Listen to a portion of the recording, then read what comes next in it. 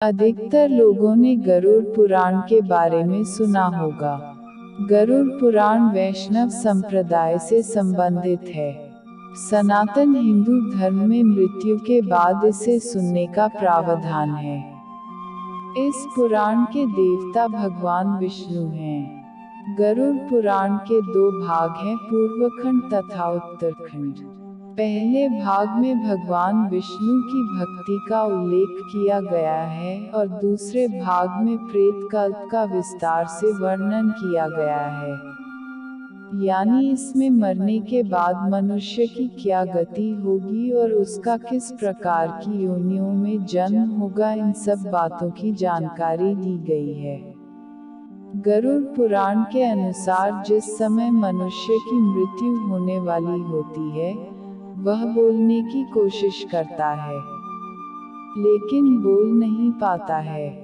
कुछ समय में उसकी बोलने, सुनने आदि की शक्ति नष्ट हो जाती है। उस समय शरीर से अंगूठे के बराबर आत्मा निकलती है, जिसे यमदूत पकड़ यमलोक ले जाते हैं।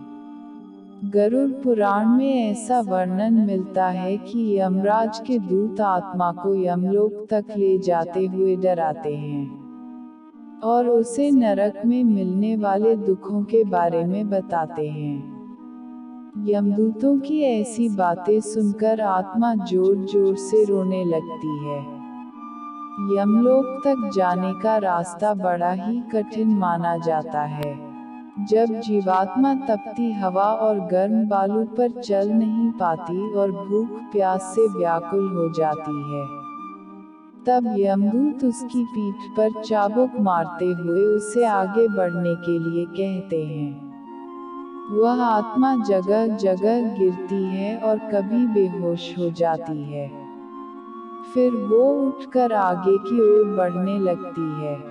इस प्रकार यमदूत जीवात्मा को यमलोक ले जाते हैं। इसके बाद उस आत्मा को उसके कर्मों के हिसाब से सजा देना निश्चित होता है।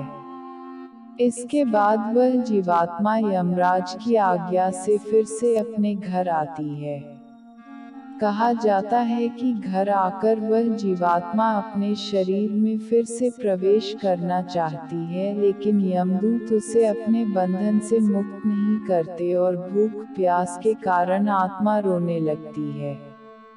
इसके बाद जब उस आत्मा के पुत्र आदि परिजन अगर पिंडदान नहीं देते तो वह प्रेत बन जाती है और सुनसान जंगलों में लंबे समय तक भटकती रहती है। गरुड़ पुराण के अनुसार मनुष्य की मृत्यु के बाद 10 दिन तक पिंडदान अवश्य करना चाहिए। वीडियो पसंद आए तो लाइक करना और चैनल को सब्सक्राइब करना।